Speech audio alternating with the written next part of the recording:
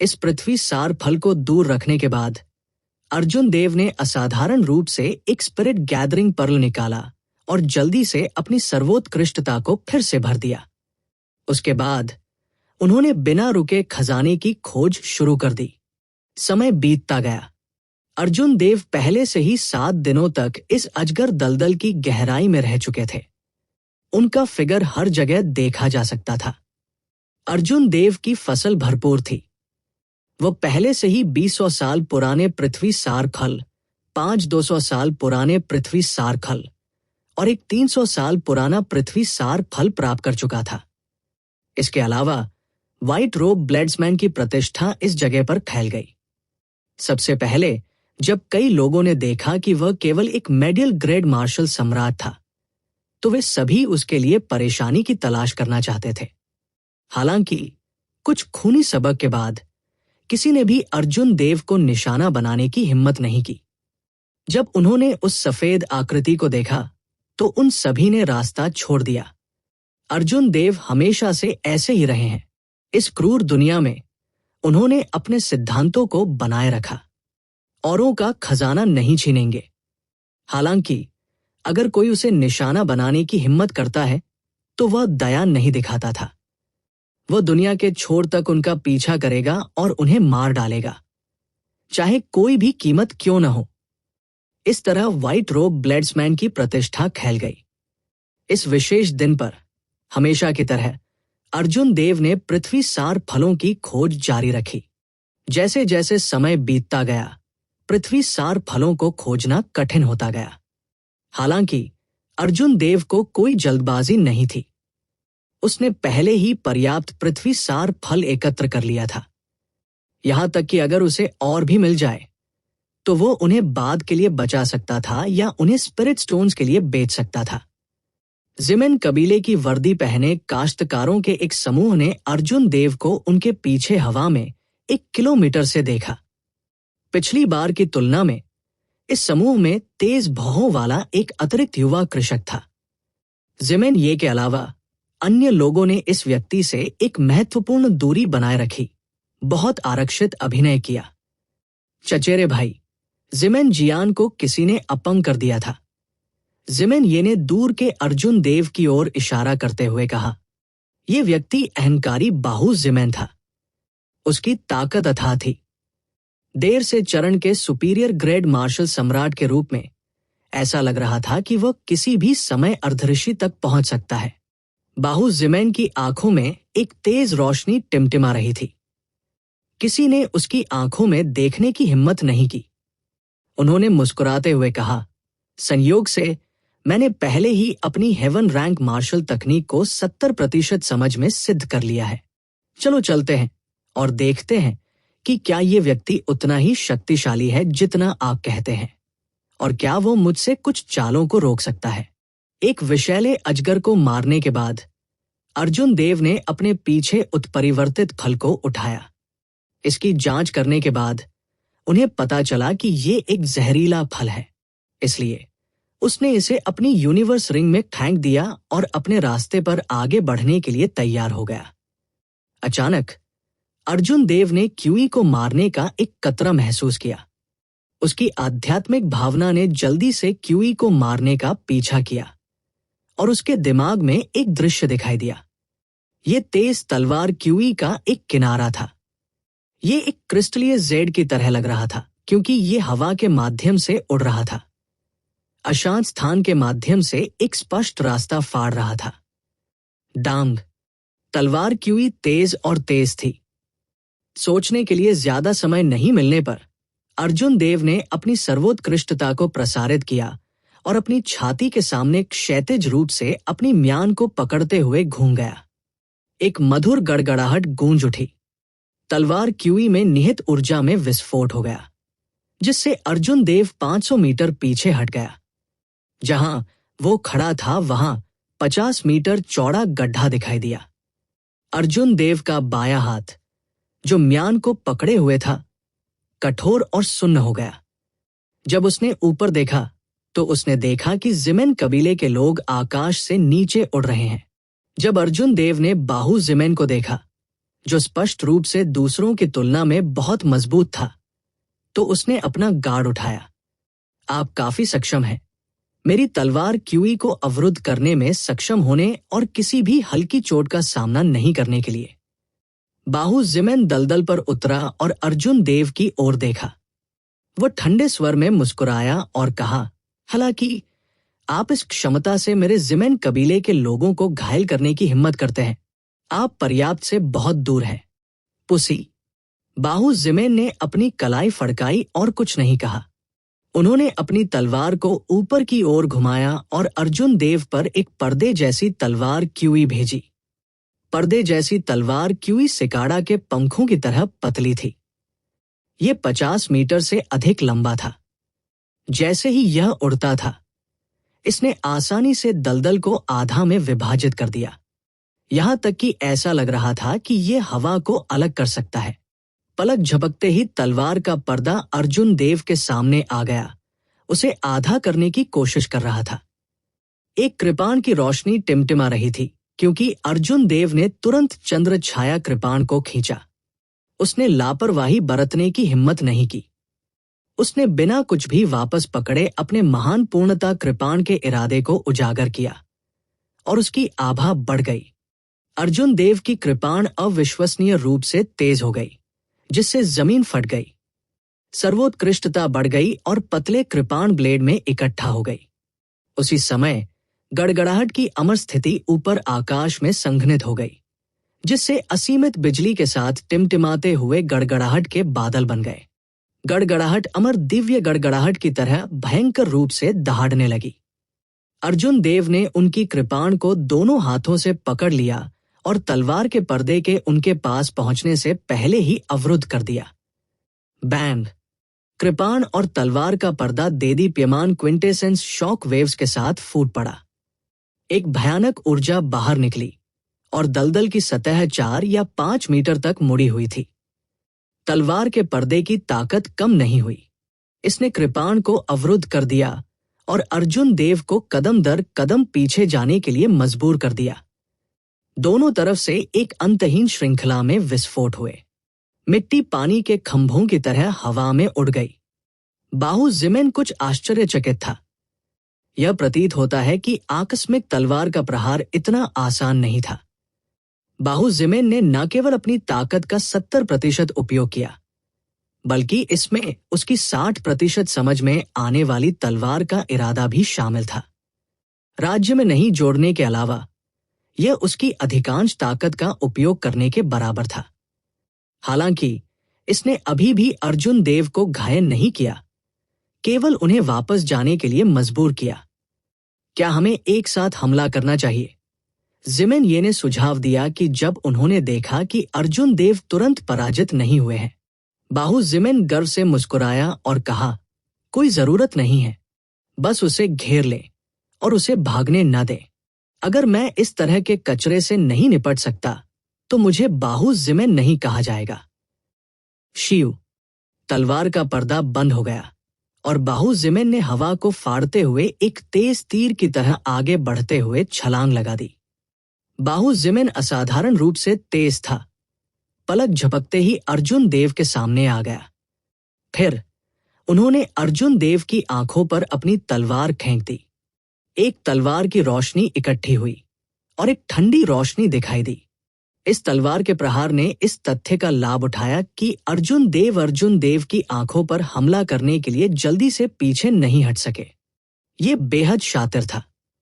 अर्जुन देव की आंखों में एक लाल रंग की रोशनी टिमटिमा रही थी, क्योंकि उन्होंने नरसंहार की स्थिति को अपनी कृपाण तकनीक में डाल दिया था।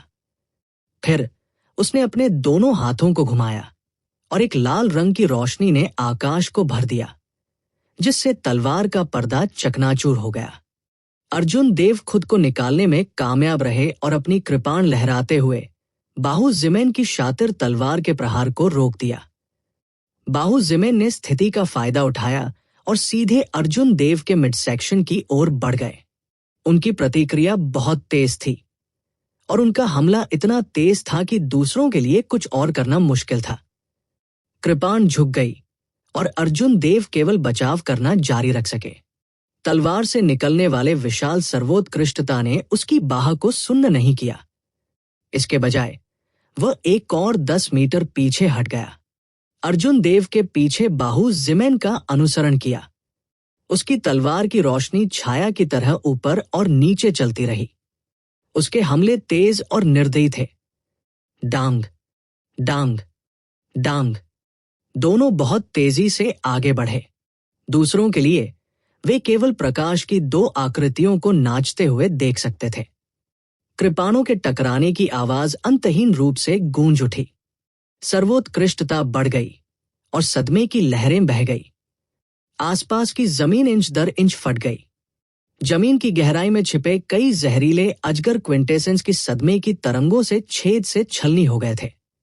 दर्द से कराहते हुए उनका बहुत खून बह रहा था। बाहु जिमेन ने हवा की स्थिति को समझा। उसकी तलवार बहुत तेज थी। जैसे ही उसने पहली चाल चली, उसने तुरंत पीछा किया। युद्ध के मैदान की लय पर उनकी पक्की पकड़ थी। गति सबसे महत्वपूर्ण चीज नहीं थी। अर्जुन देव की आक्रमण गति बाहु जिमेन की तुलना में बहुत धीमी नहीं थी। डरावनी बात यह थी कि बाहु जिमेन का सर्वोत्कृष्टता बहुत मजबूत थी। साधना में अंतर के साथ भले ही अर्जुन देव की आक्रमण गति बाहु जिमेन के समान हो, अर्जुन देव का पलड़ा भारी नहीं होता।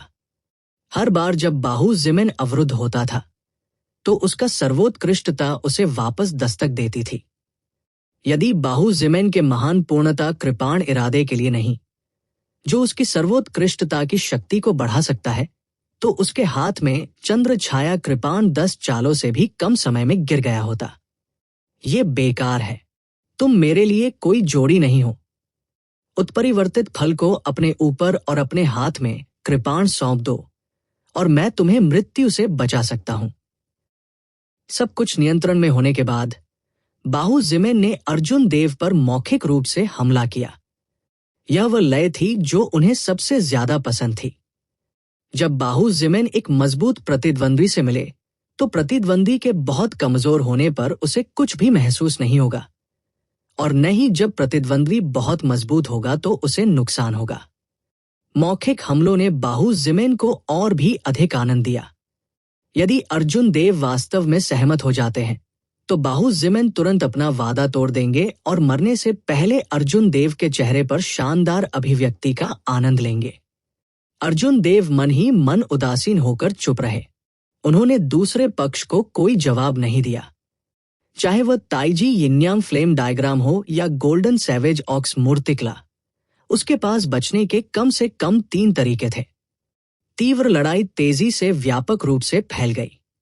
जैसे ही दोनों लड़े, कई जहरीले अजगर उन्माद में चले गए। शॉकवेव में फंसने के डर से सभी दिशाओं में भाग गए। क्षेत्र के सभी काश्तकारों ने इस लड़ाई को देखा और दूर से देखने के लिए रुक गए। बाहु जिमेन यहां क्यों है? उनकी ताकत 7 दिग्गजों के बाद दूसरे स्थान पर है। पाइथन दलदल को उसे इतना आकर्षित नहीं करना चाहिए। रुको, ऐसा लगता है कि उसका प्रतिद्वंद्वी निर्दयी सफेद वस्त्र है। वे वास्तव में लड़ रहे हैं। इस अवधि के दौरान अर्जुन देव अजगर दलदल की गहराई में प्रसिद्ध थे। वो व्यावहारिक रूप से इस जगह का अधिपति बन गया था और किसी ने भी उसके लिए परेशानी पैदा करने की हिम्मत नहीं की। यह देखकर कि बाहु जिमेन का प्रतिद्वंद्वी अर्जुन देव था, इस युद्ध का आकर्षण तुरंत बढ़ गया। मुझे वास्तव में उम्मीद नहीं थी कि निर्दयी सफेद वस्त्र इतना मजबूत होगा। वो तुरंत बाहु जिमेन से नहीं हारे। हर कोई कुछ हैरान था। 7 दिग्गजों के बाद दूसरे स्थान पर युवा विशेषज्ञ देवलोक डोमेन में आम नहीं थे। यहां तक कि छिपे हुए कुलों को भी शामिल किया जाएगा। उनमें से 20 से अधिक नहीं होंगे। इसके अलावा उनमें से हर एक ने बहुत समय पहले ही अपना नाम बना लिया था। उनकी पृष्ठभूमि शानदार थी और वे अज्ञात नहीं होंगे। उनकी भविष्य की उपलब्धियां निश्चित रूप से कम नहीं होंगी। अर्जुन देव केवल 21 या 22 साल के लग रहे थे। इतनी कम उम्र के साथ क्या ऐसा हो सकता है कि उसके पास बिना हारे बाहु जिमेन के खिलाफ लड़ने की ताकत हो? यह बहुत चौंकाने वाला था। उन्होंने देवलोक डोमेन में कृपाण का उपयोग करने वाले इतने युवा विशेषज्ञ के बारे में कभी नहीं सुना था। ये नहीं चलेगा। क्विंटेसेंस में अंतर बहुत बड़ा है। अगर मैं लड़ना जारी रखूंगा तो मेरा भौतिक शरीर कितना भी मजबूत क्यों न हो, मैं संचित क्षति को सहन नहीं कर पाऊंगा। अर्जुन देव पीछे हटना चाहते थे। वह इस व्यक्ति के साथ लड़ाई जारी नहीं रखना चाहता था। उसके पैरों के एक्यूपॉइंट उसी समय फट गए और उसके पैरों के नीचे से एक विशाल बल निकल गया। अर्जुन देव की आकृति चमक उठी, जिससे तुरंत उनके और बाहु जिमेन के बीच की दूरी बढ़ गई। उसके सीने से 2 ड्रैगन की गर्जना आई और अर्जुन देव के बगल में 2 ब्लू ड्रैगन की छवियां दिखाई दी। 3 ब्लू ड्रैगन छवियां एक दूसरे के चारों ओर घूमती थी। अर्जुन देव को आकाश में ले जाती थी। पलक झपकते ही वह 200 मीटर से भी ज्यादा उठ चुका था। इस अप्रत्याशित दृश्य ने बाहु जिमेन को स्तब्ध कर दिया। फिर वह चिल्लाया, दौड़ने की कोशिश कर रहा है। ये इतना आसान कैसे हो सकता है? अगर अर्जुन देव जैसा एक अनाम लड़का इतने सारे लोगों के सामने भागने में कामयाब हो जाता तो बाहु जिमेन इसे स्वीकार नहीं कर पाता। तलवार की रोशनी ने अर्जुन देव की ओर इशारा किया और आसपास की भयंकर हवा अचानक बंद हो गई। ऐसा लग रहा था कि समय जम गया है और दुनिया जमने लगी हुई है। तलवार जैसी तेज हवा। बाहु जिमेन के नियंत्रण में जमी हुई तेज हवा और आसपास की बहती हवा से प्रेरित आध्यात्मिक ऊर्जा अचानक तलवारों में बदल गई। कहीं से भी एक विशाल, ठोस दिखने वाली तलवार तुरंत बन गई। हवा के ब्लेड तलवार की परिक्रमा करते थे और उसके चारों ओर एक शानदार रोशनी बहती थी। फिर यह अर्जुन देव के सामने 10 मीटर दिखाई दिया। तलवार जैसी तेज हवा, तलवार जैसी तेज हवा। अर्जुन देव के चारों ओर चक्कर लगाने वाली 3 ब्लू ड्रैगन छवियां अचानक नीली रोशनी की किरणों में फट गई और गायब हो गई। Pussy, pussy. तलवार की महीन हवा ने अर्जुन देव के कपड़ों में छेद कर दिया और उनकी त्वचा को खरोंच दिया, जिससे वो घावों से ढक गए। स्वर्ग रैंक वाली मार्शल तकनीक की 70% समझ। हालांकि मुझे ब्लॉक करना ही काफी नहीं है। अर्जुन देव ने खतरे के सामने कोई डर नहीं दिखाया। उसने अपने ब्लू ड्रैगन गोस 2C की 80% शक्ति को समझ लिया था, जो उसके प्रतिद्वंदी से 10% अधिक था। अर्जुन देव के पीछे का समुद्र पानी के 999 खंभों में फट गया। ब्लू ड्रैगन समुद्र से बाहर कूद गया और कृपाण पर इकट्ठा हो गया, जिससे 3 किलोमीटर लंबी कृपाण रोशनी बन गई। ग्रेट परफेक्शन कृपाण इरादे के प्रतिबंध के तहत ड्रैगन के आकार की कृपाण रोशनी जल्दी से सिकुड़ गई। फिर अर्जुन देव ने लापरवाही से अपना हाथ उठाया और तेज हवा से बनी तलवार से भिड़ गए। बूम। 70% की समझ में आने वाली हेवन रैंक वाली मार्शल तकनीक तलवार की तरह तेज हवा 80% की समझ वाली हेवन रैंक वाली मार्शल तकनीक ब्लू ड्रैगन से टकरा जाती है, समुद्र में जाती है। असीम कृपाण क्यूई और तलवार क्यूई आपस में जुड़ गए और आकाश में उड़ गए। हर जगह धूल उड़ गई, 1 किलोमीटर की ऊंचाई तक पहुंच गई। एक भयानक सदमे की लहर बाहर निकली और कीचड़ भरे दलदल में एक विशाल अथाह छेद दिखाई दिया। Great perfection heaven rank martial तकनीक की शेष शक्ति लंबे समय तक हवा में रही। तलवार और कृपाण की गुनगुनाहट हवा में अंतहीन रूप से गूंज रही थी। अर्जुन देव की सर्वोत्कृष्टता की तुलना उनके प्रतिद्वंद्वी से नहीं की जा सकती थी। हालांकि हेवन रैंक मार्शल तकनीक के बारे में उनकी समझ बेहतर थी। इस कदम में वे समान रूप से मेल खाते थे। अर्जुन देव तोप के गोले की तरह वापस उड़ गए। जब वो हवा में था तो उसने इस अवसर का फायदा उठाकर अपने और बाहु जिमेन के बीच की दूरी बढ़ा दी। बव्वा, तुम कहाँ जा रहे हो? परिधि की रखवाली करने वाले 2 जिमेन कबीले के किसान हवा में छलांग लगा दिए और अर्जुन देव के सामने अवरुद्ध हो गए। उन्होंने जल्दी से अपनी चाल चली, अर्जुन देव को वापस करने की कोशिश की। अर्जुन देव के हाव भाव ठंडे पड़ गए। उसे उम्मीद नहीं थी कि कोई उसका रास्ता रोकेगा। उसने अपने दाहिने हाथ से अपनी कृपाण को पकड़ लिया और अपने शेष सर्वोत्कृष्टता को प्रसारित किया, बढ़ते ड्रैगन को निष्पादित किया। अर्जुन देव ने हवा में एक कदम बढ़ाया और उनके पैरों से एक उभरती हुई ऊर्जा फैल गई। अंतरिक्ष तीव्रता से कांप रहा था, जैसे कि ये एक ठोस वस्तु हो। अर्जुन देव के सामने बैठे दोनों काश्तकारों को ऐसा लगा जैसे उनके शरीर हवा में फंस गए हों। उनकी हरकतें तुरंत रुक गई। एक सच्चे ड्रैगन में बदलने के बाद अर्जुन देव अपनी कृपाण के साथ विलीन हो गए। इस अवसर का लाभ उठाते हुए उसने अपनी कृपाण की रोशनी से काट दिया। यह ऐसा था जैसे एक सच्चे ड्रैगन का पंजा आकाश को फाड़ दिया हो। बिजली के बोल्ट आसमान में फट गए। बैंग! उड़ते हुए ड्रैगन की आभा बढ़ गई। अर्जुन देव के सामने 2 जिमिन कबीले के साधकों को तुरंत वापस खटखटाया गया। खून की उल्टी हुई और गंभीर रूप से घायल हो गए। जब उनका सर्वोत्कृष्टता पूरी तरह से समाप्त हो गया था, तो अर्जुन देव ने अपनी कृपाण म्यान की और जल्दी से अपने माथे पर कपड़े की पट्टी को फाड़ दिया। अर्जुन देव के माथे पर एक लाल रंग की रोशनी टिमटिमा रही थी और लाल रंग का सिंहासन दिखाई दिया। फिर ये अर्जुन देव को दूर ले गया, लाल रंग की रोशनी की किरण में बदल गया। दलदल से सदमे की लहरें बिखर गई। बाहु जिमेन ने दूर से देखा और आकाश में लाल रंग की रोशनी का एक किनारा धुंधला होता देखा। अर्जुन देव का कोई अतापता नहीं था। बाहु जिमेन ने अपना सिर नीचे किया और खून की उल्टी कर रहे 2 जिमेन कबीले के काश्तकारों को देखा। बाहु जिमेन की अभिव्यक्ति भयावह रूप से उदास थी।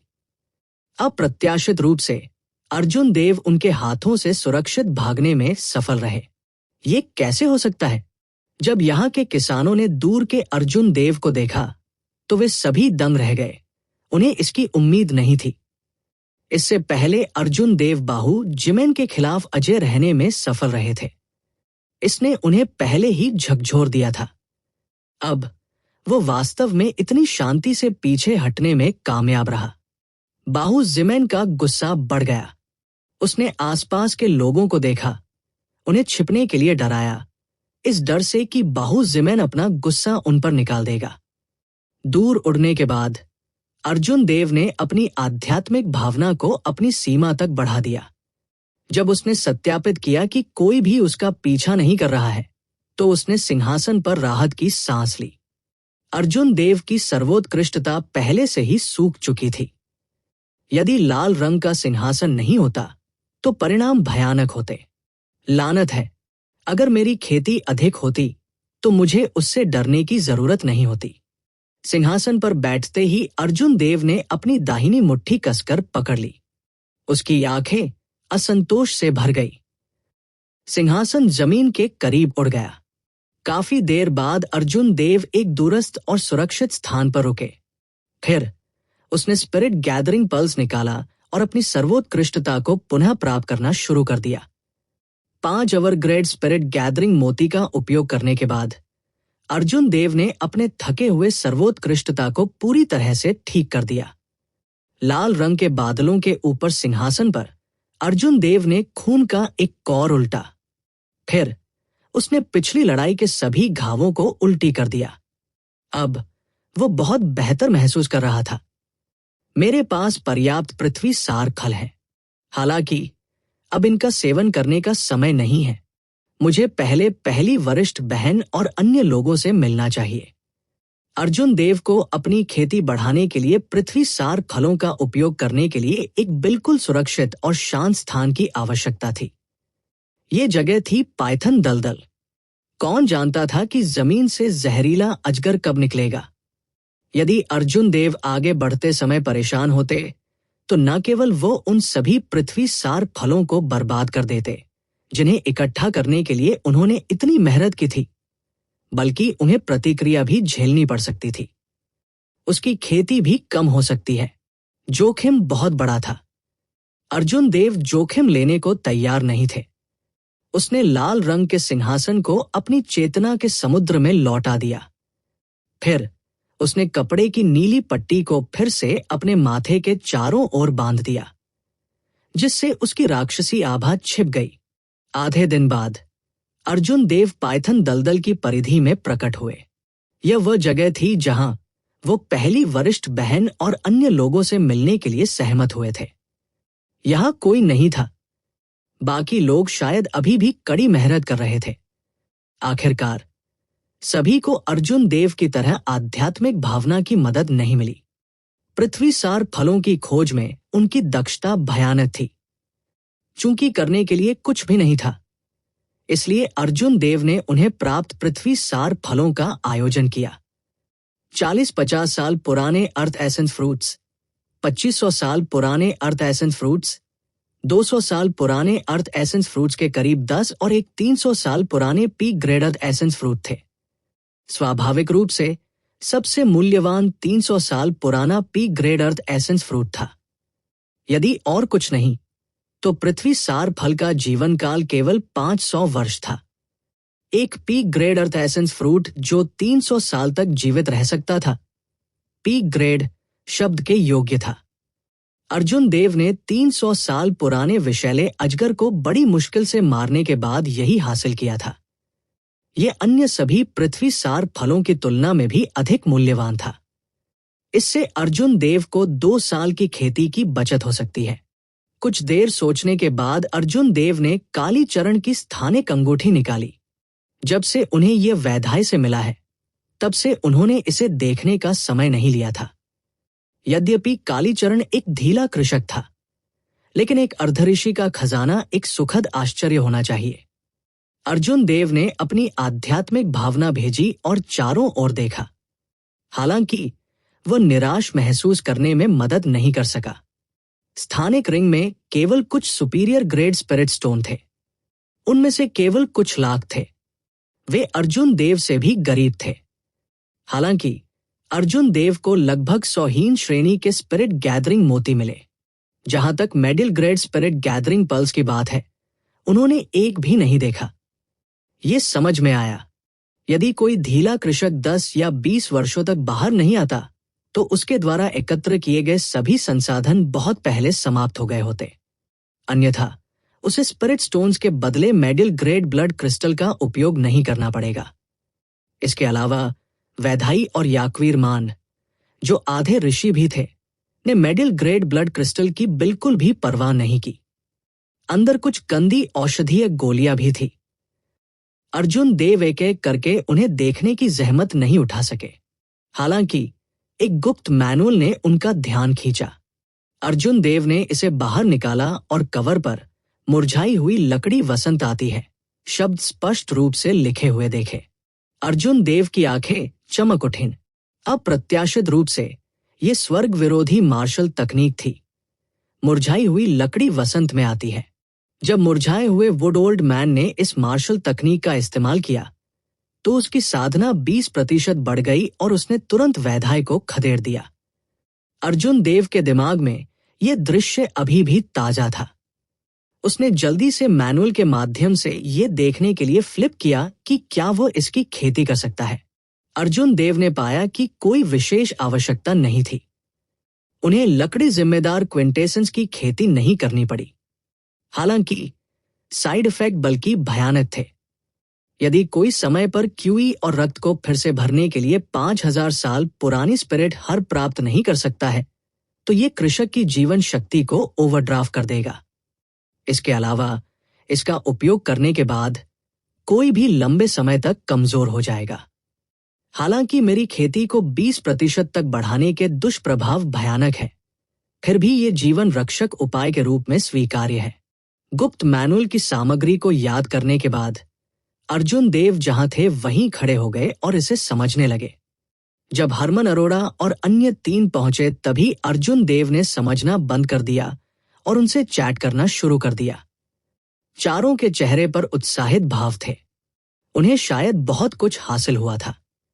जब चहल ने देखा कि अर्जुन देव बहुत पहले आ चुके हैं, तो उन्होंने जानबूझकर मुस्कुराते हुए पूछा, छोटे भाई अर्जुन देव, मैं देख रहा हूं कि आप पहले से ही लंबे समय से इंतजार कर रहे हैं।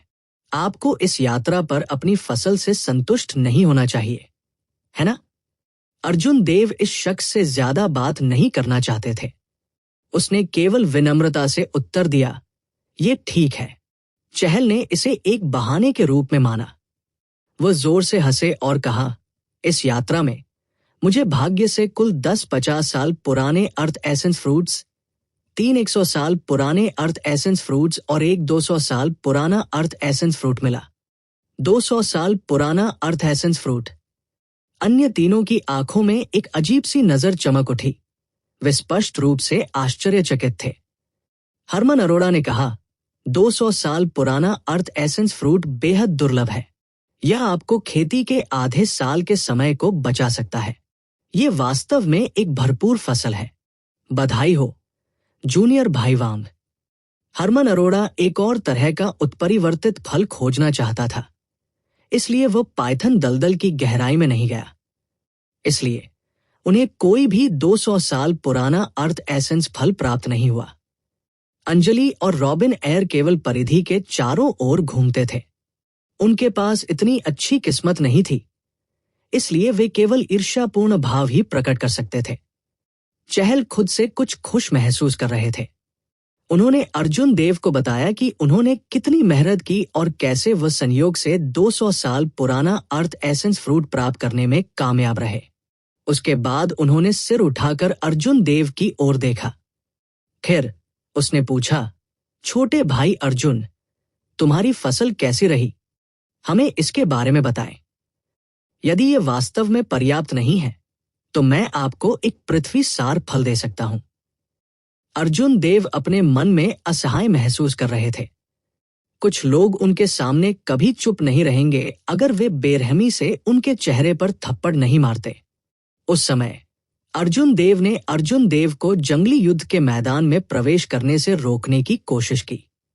अब अर्जुन देव इस तुच्छ बात को दिखा रहे थे। अर्जुन देव वास्तव में नहीं जानते थे कि अर्जुन देव क्या सोच रहे हैं। अर्जुन देव ने शांति से उत्तर दिया, बहुत नहीं, केवल 10-200 साल पुराने पृथ्वी सार खल। जहां तक 100 साल और उससे नीचे के लोगों की बात है, तो लगभग 60 या 70 होने चाहिए। चहल के हाव भाव गंभीर हो गए। उसने तुरंत नाखुश होकर कहा, छोटे भाई अर्जुन, ये कैसा रवैया है? मैं आपको सद्भावना से एक अर्थ एसेंस फ्रूट देना चाहता था, ये सोचने के लिए कि आप मुझसे घमंड कर रहे हैं, जानबूझकर मुझे घृणा करने की कोशिश कर रहे हैं।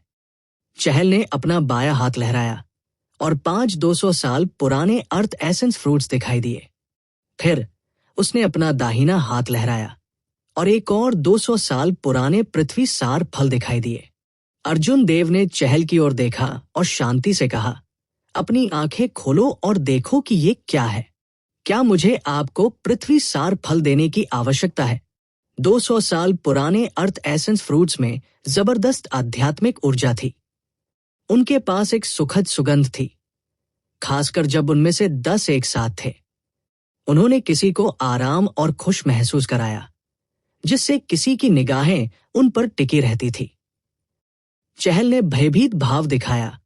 इस दृश्य पर विश्वास करने की हिम्मत नहीं की।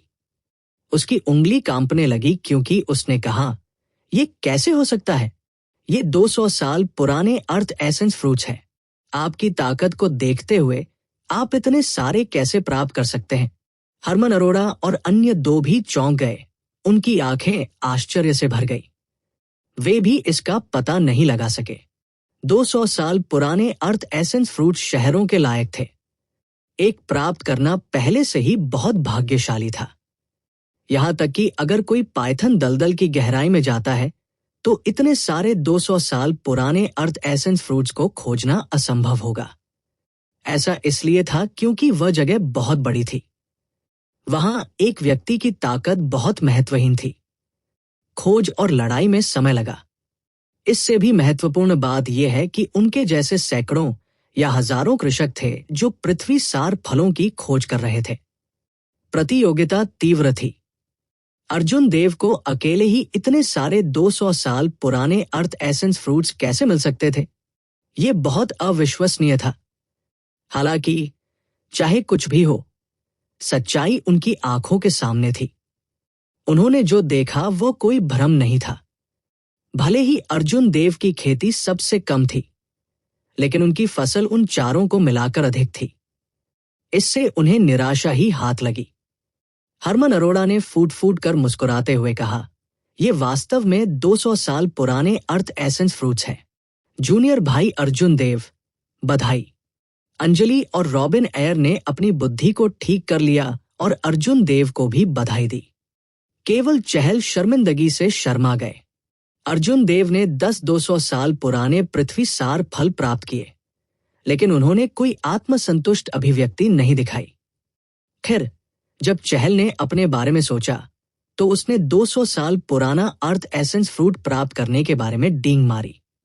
इससे भी ज्यादा शर्मनाक बात यह थी कि चहल ने वास्तव में कहा था कि वह चहल के साथ अर्थ एसेंस फ्रूट्स को बांट देगा। ये अपने ही चेहरे पर थप्पड़ मारने जैसा था। यह देखकर कि चहल पूरी तरह से चुप हो गया था। अर्जुन देव ने पृथ्वी सार फल को हटा दिया और चहल को नजरअंदाज कर दिया, जिसके चेहरे पर एक अजीब भाव था। शिव, एक खूबसूरत बैंगनी आकृति हवा से उतरी। डेथ स्वैम्प से बाहर आए वैधे भी ग्रुप में लौट आए थे। इस समय पाइथन दलदल में बहुत सारे किसान नहीं बचे थे। सभी पृथ्वी सार फल जो पाए जा सकते थे पहले ही एकत्र किए जा चुके थे। यहां रहने का कोई मतलब नहीं था। वैधाई ने मौत के दलदल की गहराई में कुछ हासिल किया होगा। उसके कोमल सुंदर चेहरे पर मुस्कान दिखाई दी। हरमन अरोड़ा ने कुछ अधीरता से पूछा, पहली वरिष्ठ बहन, हम आगे कहाँ जा रहे हैं? वैधई ने अपना सिर उठाया और दूर से देखा। फिर उसने उदास होकर कहा, ड्रैगन दफन टीले के लिए। इस बार सार्वजनिक की गई निषिद्ध भूमि में से सबसे मूल्यवान वहां की ट्रू ड्रैगन गुफा है। अर्जुन देव ने मृत्यु दलदल की दिशा में देखा और पूछा, हम वहां नहीं जा रहे हैं? वैधाई ने सिर हिलाया और कहा, मौत के दलदल में कोई प्राकृतिक खजाना नहीं है। यह मुख्य रूप से किसी की मार्शल तकनीकों को तड़का लगाने के लिए है। इसके अलावा यह बहुत खतरनाक है। हरमन अरोड़ा और अन्य लोगों ने पहले डेथ स्वैम्प के बारे में स्पष्ट रूप से सुना था। उन्होंने अपनी आंखों में कोई पछतावा नहीं दिखाया, नहीं उन्हें लगा कि यह नुकसान है। अर्जुन देव वास्तव में इसे एक कोशिश देना चाहते थे, सम्राट रुद्र की एक दिवंगत आत्मा को खोजने के लिए, जो कृपाण का अभ्यास करता था और उसके साथ स्पर करता था, जिससे उसकी कृपाण तकनीकों में सुधार होता था। हालांकि यदि वह समूह का अनुसरण करता है तो उसे समूह के आदेशों का पालन करना होगा। स्वतंत्र रूप से कार्य करना अच्छा नहीं होगा। अगर भविष्य में कोई अवसर है तो मुझे मौत के दलदल में आना चाहिए। एक समूह के साथ यात्रा करना अधिक सुरक्षित था। हालांकि कोई अपनी स्वतंत्रता खो देगा। वे एक निश्चित सीमा तक सीमित रहेंगे, अपनी पूरी क्षमता को बाहर लाने में असमर्थ होंगे। डेथ स्वैम्प की दिशा में एक आखिरी नजर डालने के बाद अर्जुन देव चुपचाप समूह का पीछा करते हुए आगे बढ़ गए। वैधई अब और समय बर्बाद नहीं करना चाहते थे। जैसे जैसे वह आगे बढ़ी, उसने अपनी मजबूत आभा छोड़ी। उसके दिल की गहराइयों से जो डर आया था, उसने जहरीले अजगर को तुरंत दूर भाग जाने पर मजबूर कर दिया, जिसने इस आभा को महसूस किया। समय समय पर टीम के चारों ओर बुलबुले और बढ़ती गाद देखी जा सकती थी। वे नीचे जहरीले अजगर थे। वे बेताबी से इधर उधर तैर रहे थे, इस डर से कि वैधई उन्हें मार डालेंगे। बिना किसी रुकावट के समूह पूरी गति से आगे बढ़ा। वे कई समूहों को पकड़ने में कामयाब रहे जो पहले निकल चुके थे। जब वे अजगर दलदल को पार करने वाले थे तो वैधई के कदम अचानक रुक गए। उसने दूसरी टीम को देखा जिसका उसने अप्रत्याशित रूप से सामना किया था, और उसकी सुंदर भौहें एक अप्रसन्न अभिव्यक्ति के साथ एक साथ बुनी हुई थी। रास्ते में अर्जुन देव मुरझाई हुई लकड़ी को वसंत देने के रहस्यों को समझ रहे थे। उसने अपनी आध्यात्मिक भावना को बाहर नहीं बढ़ाया था, इसलिए उसने इस समूह को पहले से नहीं देखा था। जब अर्जुन देव ने अपना सिर उठाया और समूह के नेता को देखा तो उनकी अभिव्यक्ति गंभीर होने के अलावा कुछ नहीं कर सकी। अप्रत्याशित रूप से वह यहां एक्सट्रीम यिन संप्रदाय के लोगों से मिला। जब बीरांशु ने वैधाई के समूह को देखा तो उन्हें लगा कि यह भी अजीब है। फिर उसने अपने पीछे अर्जुन देव को देखा और उसकी आंखों में एक जानलेवा इरादा चमक उठा। पहले वरिष्ठ भाई, क्या वह सफेद वस्त्र वाला लड़का है जिसने आपको चुनौती दी थी? बीरांशु के पीछे एक चरम यिन संप्रदाय के सच्चे उत्तराधिकारी ने पूछा। बीरांशु मुस्कुराते हुए जवाब दिया, वो वही है। उसने मुझे एक्सट्रीम यिन संप्रदाय के चुनौती मंच पर उसका इंतजार करने के लिए कहा। सबसे पहले बोलने वाले व्यक्ति ने मजाक उड़ाया, वो खुद को अधिक आंकता है। मुझे लगा कि उसके पास उसके बारे में कुछ असाधारण है। ये पता चला है कि वह सिर्फ एक मिडिल ग्रेड मार्शल मोनार्क है। वो वास्तव में पागल है, ये सोचने के लिए कि वो पहले वरिष्ठ भाई के प्रतिद्वंदी होने के योग्य है। वह खुद को अधिक आंकता है। मुझे इस आदमी को हराने के लिए 10 चालों की भी आवश्यकता नहीं है। एक अन्य व्यक्ति ने अर्जुन देव की ओर देखते हुए तिरस्कार के साथ कहा। यहाँ बीरांशु और वैधाई के होने से दोनों समूहों के लिए मौत से लड़ना असंभव था। अर्जुन देव ने उसकी आंखों में जानलेवा इरादा वापस ले लिया। उसे केवल उस व्यक्ति की उपस्थिति याद थी जिसने उसका मजाक उड़ाया था। अर्जुन देव एक शब्द भी नहीं बोलते हुए चुप रहे। उन्होंने कभी भी लाभ हासिल करने के लिए शब्दों का उपयोग करना पसंद नहीं किया था। वो बेकार के काम नहीं करना चाहता था। जब उस व्यक्ति ने देखा कि अर्जुन देव कुछ नहीं कह रहे हैं, तो उसके हाव भाव और भी अराजक हो गए। उसने एक कदम आगे बढ़ाया और चिल्लाया, सफेद वस्त्र वाले बव्वा, क्या तुम इतने कायर हो? यदि आप मुझसे 10 चालें भी प्राप्त नहीं कर सकते हैं, तो हमारे पहले वरिष्ठ भाई को चुनौती देने के लिए आपके पास क्या योग्यताएं? क्या आप आज बाहर आने और मुझसे 10 चालें प्राप्त करने की हिम्मत करते हैं? हमारे एक्सट्रीम यिन संप्रदाय के वरिष्ठ भाइयों को देखने दें कि आप कितने सक्षम हैं। बीरांशु मंद मंद मुस्कुराया और इस व्यक्ति को नहीं रोका। उन्होंने उदासीनता से कहा, वैधई, आपको क्या लगता है, यदि वह बाहर नहीं आता है तो आपके हाओटियन संप्रदाय का कोई भी यादृच्छिक व्यक्ति भविष्य में मुझे बीरांशु को चुनौती दे सकता है? वैधई को मुश्किल स्थिति में रखा गया था। वो व्यक्ति एक्सट्रीम यिन संप्रदाय का सच्चा उत्तराधिकारी था। वो रॉबिन एयर और अन्य लोगों से अधिक मजबूत थे, हरमन अरोड़ा से थोड़ा कमजोर। अर्जुन देव हाओटियन संप्रदाय के एक आंतरिक शिष्य मात्र थे। हालांकि वो बहुत प्रतिभाशाली था, लेकिन वह अभी तक पूरी तरह से परिपक्व नहीं हुआ था। एक लड़ाई में हथियार अंधे थे। अगर अर्जुन देव यहां गिर जाते हैं तो यह बहुत दुर्भाग्यपूर्ण होगा। हालांकि दूसरा पक्ष उसे धमका रहा था। यदि अर्जुन देव नहीं मानते तो हाओटियन संप्रदाय की प्रतिष्ठा धूमिल हो जाती। मैं सहमत हूं। एक आवाज जो न तो दास थी और न ही दबंग थी, शांत जगह में गूंज उठी। उसके सफेद वस्त्र लहरा रहे थे और ठंडी हवा चल रही थी। अर्जुन देव समूह के ऊपर से छलांग लगा और शांति से बाहर चला गया। बीरांशु की पलकें फड़क उठीं। वो तुरंत अपने दिल में खुश हो गया। अगर वो अर्जुन देव को मारना चाहता तो वैधई उसे जरूर रोक लेता। हालांकि अगर ये कोई और अर्जुन देव से लड़ रहा था और उसे मार रहा था, तो वैधई के पास कहने के लिए कुछ नहीं होगा। श्रवण, कोई दया मत दिखाओ, उसे सीधे मार डालो। इसके बाद मैं आपको 200 साल पुराना अर्थ एसेंस फ्रूट दूंगा। बीरांशु ने श्रवण को एक आवाज प्रक्षेपण भेजा, भयावह रूप से कहा। श्रवण अपने दिल में खुश था। उसने जल्दी से जवाब दिया, पहले बड़े भाई, चिंता मत करो, मैं आपको निराश नहीं करूंगा। मैं निश्चित रूप से 10 चालों के भीतर उसकी जान ले लूंगा। जैसे ही चहल ने दोनों को लड़ने के बारे में देखा, उसकी आंखों में जंगली खुशी का भाव चमक उठा। उस समय जब अर्जुन देव ने उन्हें हथेली पर प्रहार करके उड़ते हुए भेजा तो उनके दिल में एक गांठ रह गई थी। भविष्य में चहल ने अर्जुन देव को मजबूत होते देखा, वो उससे और भी अधिक असंतुष्ट महसूस करेगा। यह विशेष रूप से तब था जब उन्हें पहले अर्जुन देव द्वारा अपमानित किया गया था, जिसने उनकी नाराजगी को और भी तीव्र बना दिया था। यह सबसे अच्छा होगा यदि वह दूसरे पक्ष के हाथों मर जाए, सभी परेशानियों को समाप्त कर दे, चहल ने शातिर शाप दिया। वैधाई ने चिंतित होकर पूछा, अर्जुन देव, क्या आपने इस पर विचार किया है? अर्जुन देव ने अपना सिर नहीं घुमाया। उन्होंने उदासीनता से कहा, पहली वरिष्ठ बहन की चिंता के लिए बहुत बहुत धन्यवाद। मुझे अपनी सीमाएं पता है। श्रवण ने अपने हाथ में एक लंबी तलवार पकड़ी और आगे बढ़ा। वो हंसे और कहा, तुम में कुछ हिम्मत है, हालांकि आप अंततः सिर्फ एक मजाक है। आज मैं आपको बताऊंगा कि कुछ शब्द जो आप लापरवाही से बोलते हैं वे मौत का कारण बन सकते हैं।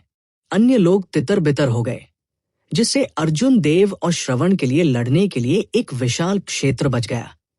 अर्जुन देव के शरीर में विशाल महत्वपूर्ण क्यूई जल गया और उसका खून बहती नदी की तरह बह उठा। अर्जुन देव का भौतिक शरीर, जो एक ऋषि शरीर के निकट था, चुपचाप घूमने लगा। अर्जुन देव हाइबरनेशन में एक बार अजगर की तरह थे, जिनके पास असीम शक्ति थी, जो विस्फोट के क्षण की प्रतीक्षा कर रहे थे।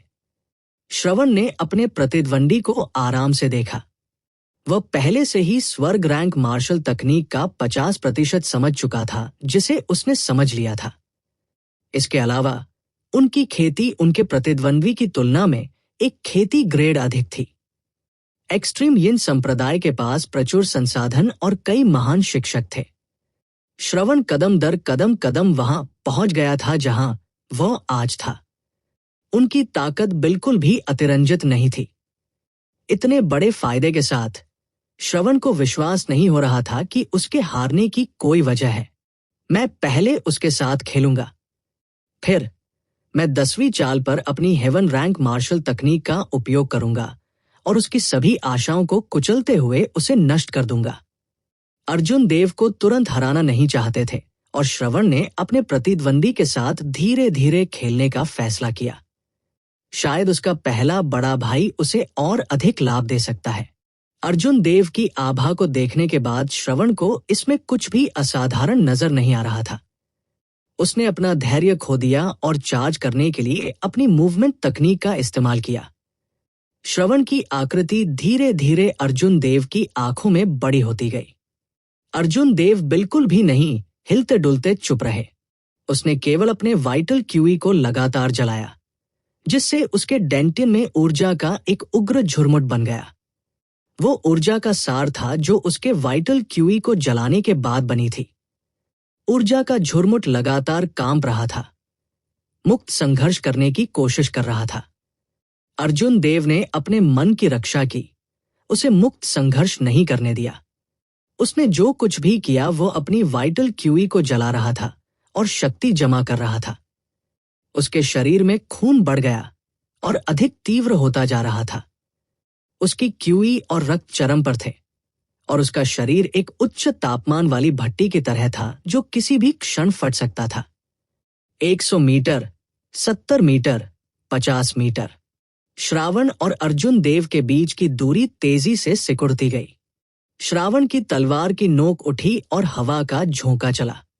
इसने अर्जुन देव के माथे के सामने के बालों को धीरे से उठाया, जिससे उनके नाजुक और सुंदर चेहरे की विशेषताएं दिखाई दी।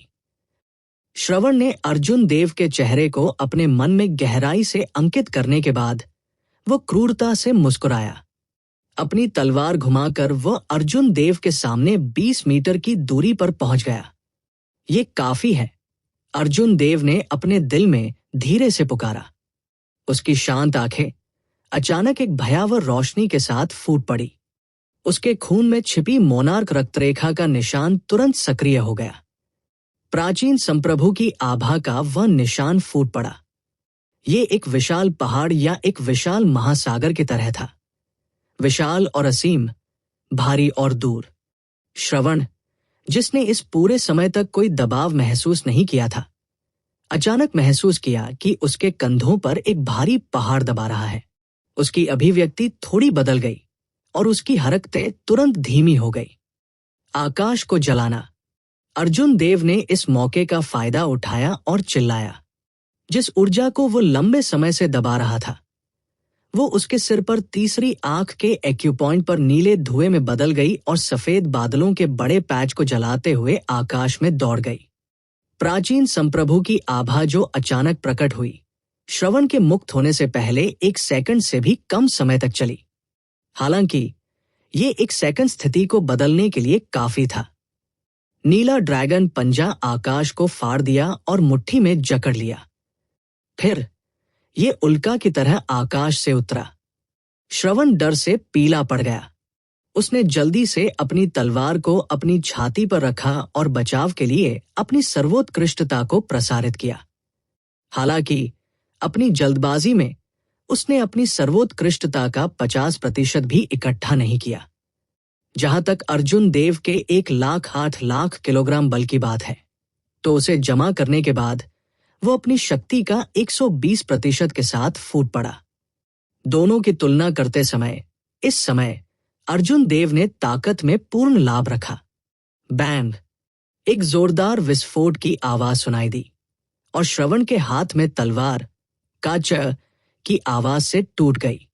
ड्रैगन की मुट्ठी ने उसकी सुरक्षात्मक सर्वोत्कृष्टता पर प्रहार किया। बल अंदर घुस गया और श्रवण की पसलियों को तोड़ दिया, जिससे उसके आंतरिक अंग गंभीर रूप से घायल हो गए। श्रवण वापस उड़ गया और खून की एक बड़ी कौर की उल्टी कर दी। उसकी सुरक्षात्मक सर्वोत्कृष्टता की रोशनी फीकी पड़ गई। श्रवण की आंखों में एक जानलेवा इरादा चमक उठा, क्योंकि उसके पैरों के नीचे से एक ब्लू ड्रैगन की छवि निकली, जो अर्जुन देव को हवा में ले गई। उसके पीछे एक विशाल महासागर दिखाई दिया और पानी के 999 खंभे आकाश में चले गए। ड्रैगन स्लैश को वश में करता है। ब्लू ड्रैगन समुद्र में जाता है। अर्जुन देव ने अपने चेहरे पर कोई भाव नहीं दिखाया। शुभ बादलों से ढकी ड्रैगन के आकार की कृपाण की रोशनी एक बढ़ती हुई ड्रैगन माइट के साथ बह गई। हेवन बर्निंग फिस्ट के हमले के तहत श्रवण की आभा कम हो गई। वो गंभीर रूप से घायल हो गया। वह इस हेवन रैंक मार्शल तकनीक को रोक नहीं सका जो उसके पीछे चल रही थी। ये सब एक पल में हुआ। श्रवण को बचाने का किसी के पास मौका भी नहीं था। दहाड़ते हुए बिरांशु के हाव भाव काफी बदल गए। रुको! बिरांशु की आवाज गड़गड़ाहट की तरह थी, जो हर किसी में डर पैदा कर रही थी। जाहिर है वो पहले से ही चरम पर नाराज था। हालांकि अर्जुन देव ने उन्हें नजरअंदाज कर दिया। ब्लू ड्रैगन गोस टूसी ने क्रूरता से काटना जारी रखा। खून बह निकला और श्रवण का सिर उसके शरीर से अलग हो गया। हवा में उड़ते सिर की आंखें चौड़ी हो गई। मृत्यु में भी जो हुआ था उस पर विश्वास करने की हिम्मत नहीं हुई। बाकी सभी भी अवाक रह गए। उन्हें ऐसे दृश्य की उम्मीद नहीं थी। कुछ चीजें ऐसी थी जो लापरवाही से बोलने पर मौत का कारण बन सकती थी। श्रावण ने पहले यही कहा था। अब किसी की वास्तव में मृत्यु हो गई थी। हालांकि मरने वाले स्वयं श्रवण थे, न कि अर्जुन देव।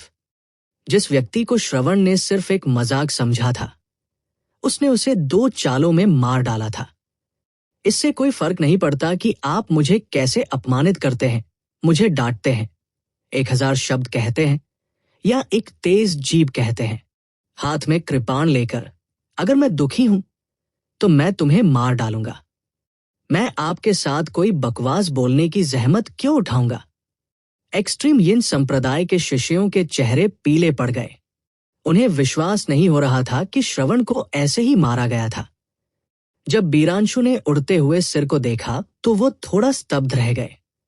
फिर उसके सीने में गुस्सा जल गया।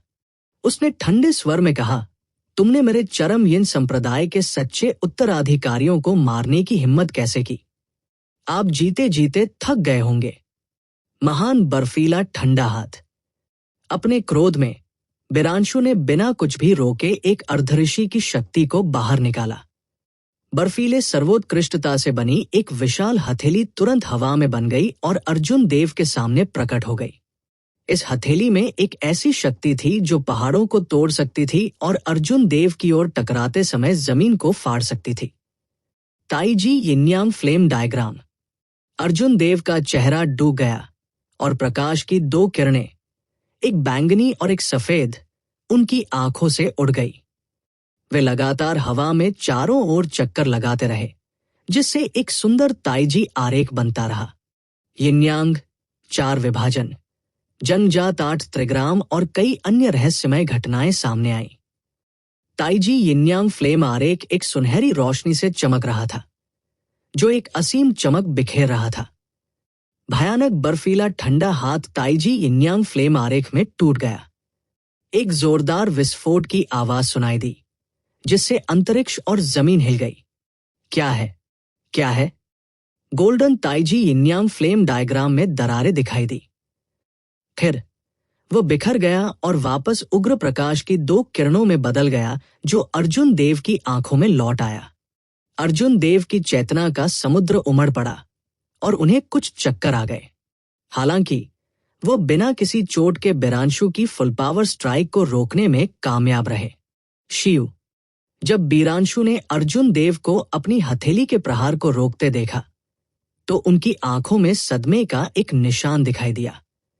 जैसे ही वह आगे बढ़ने वाला था, उसने एक तीर को उल्का की तरह उड़ते हुए देखा।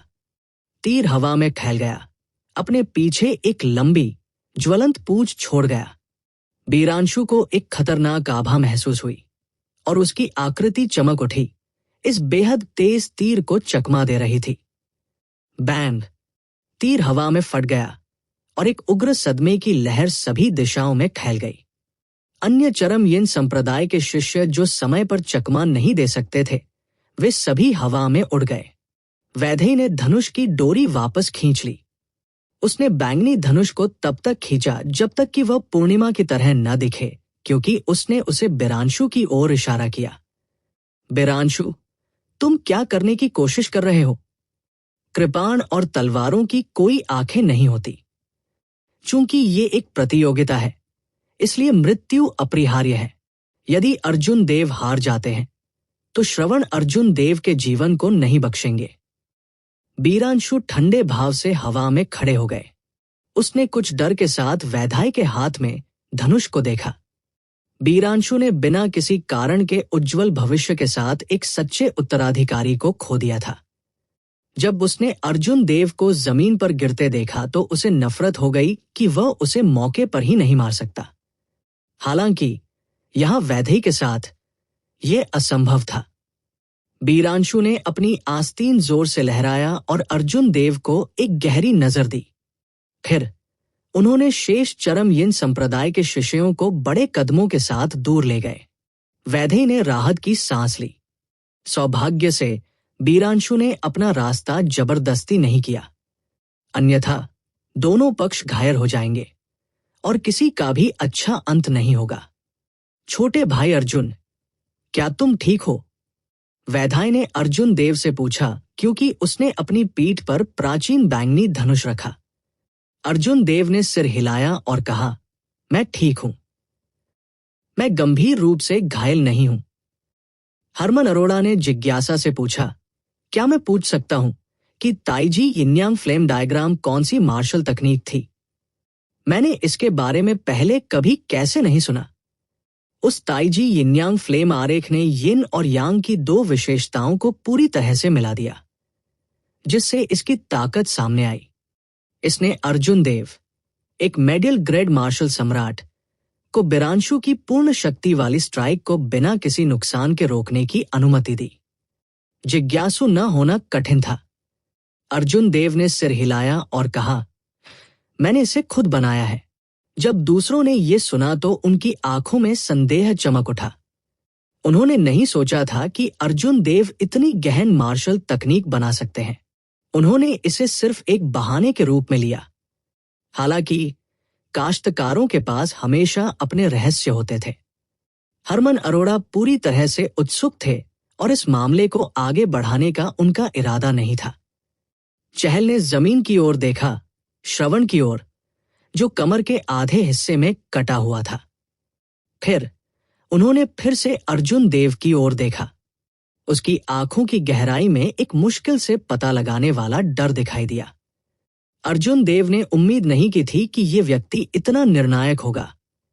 एक्सट्रीम यिन संप्रदाय के एक सच्चे उत्तराधिकारी को ऐसे ही मार देगा। मैंने उसे सैवेज बैटलफील्ड में आने से रोक दिया। अगर वह द्वेष रखता है और उठता है, तो मेरे पास भविष्य में अच्छा समय नहीं होगा। चहल ने अर्जुन देव को आकार दिया और अपना सिर नीचे कर लिया। उसकी आंखों में एक अजीब सी रोशनी टिमटिमा रही थी, जो बेहद जटिल लग रही थी। बिरांशु की उपस्थिति आगे बढ़ने वाले समूह के लिए केवल एक छोटा सा अंतराल था। इसका उन पर ज्यादा असर नहीं पड़ा। वैदेही के नेतृत्व में समूह ने ड्रैगन दफन टीले की ओर बढ़ना जारी रखा। वे रेगिस्तानों, उजाड़ जंगलों और सभी प्रकार के खतरों से होकर गुजरे। समूह ने अपने लिए सैवेज युद्ध क्षेत्र की विशालता का अनुभव किया। जब उन्होंने वैदेही को ये कहते हुए सुना कि वे जिस स्थान पर गए थे वह सिर्फ हिमशैल का सिरा था, तो उन्हें सिर दर्द महसूस हुआ।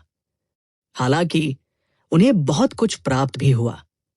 दुर्लभ स्पिरिट जड़ी बूटियां और औषधीय खल जो बाहरी दुनिया में मिलना मुश्किल था, यहां हर जगह पाए जा सकते थे। कभी कभी यदि वे भाग्यशाली थे तो उन्हें एक छोटी सी दरार में 1,00,000 स्पिरिट स्टोन्स मूल्य की एक स्पिरिट हर्ब भी मिल सकती थी, जिस पर किसी ने ध्यान नहीं दिया। 3 दिन बाद समूह के सामने एक उजाड़ मैदान दिखाई दिया। मैदान के बीच में 5 चोटियां खड़ी थी। चोटियों ने एक नीले महल के चारों ओर एक वलय बनाया। अन्य 5 चोटियों की तुलना में समूह के सामने वाली चोटियां स्पष्ट रूप से ऊंची थी। ये ऐसा था जैसे किसी ने इसे आधा काट दिया हो। 5 चोटियों के बीच में नीले रंग का महल 1 किलोमीटर लंबा था। महल में धूल छा गई। दूर से देखने पर यह प्राचीन और कुछ हद तक जीर्ण शीर्ण लग रहा था। नीले रंग के महल को देखते ही अर्जुन देव को अपने दिल में एक अजीब सी धड़कन महसूस हुई। उसे यह बहुत परिचित लगा, जैसे वह 10,000 साल पहले यहां आया था। इस अजीब एहसास ने अर्जुन देव को कर्कश स्वर में पूछा, वो कौन सी जगह है? हरमन अरोड़ा और अन्य लोगों ने अर्जुन देव को अजीब लुक दिया। फिर वैदेही ने कहा, क्या आप नहीं जानते? वो ब्लू ड्रैगन पैलेस है। 10,000 साल पहले ड्रैगन गेट के विनाश के बाद उनका मुख्य महल यहां दिखाई दिया। अर्जुन देव ने हैरान होकर कहा, देवलोक डोमेन में वास्तव में 4 पवित्र भूमि हैं। White emperor city, Phoenix passion palace और प्रोफाउंड मार्शल गेट के अलावा एक और पवित्र भूमि है। वैदेही ने सिर हिलाया और कहा, यह स्वाभाविक है। ड्रैगन का द्वार कभी पवित्र भूमि का नेता था। 10,000 साल पहले ड्रैगन गेट का अंतिम स्वामी किंग सम्राट प्राचीन युग के बाद से सबसे मजबूत संप्रभु मार्शल सम्राट था। वह बुशिन पैलेस का सबसे मजबूत पैलेस मास्टर था, जो पूरे कुनलुन क्षेत्र पर शासन करता था। अगर वह इतना मजबूत था तो ड्रैगन का गेट कैसे नष्ट हो गया? अर्जुन देव बुदबुदाया। उसकी निगाहें उस महल से कभी नहीं हटी। वैदेही को भी ज्यादा कुछ नहीं पता था।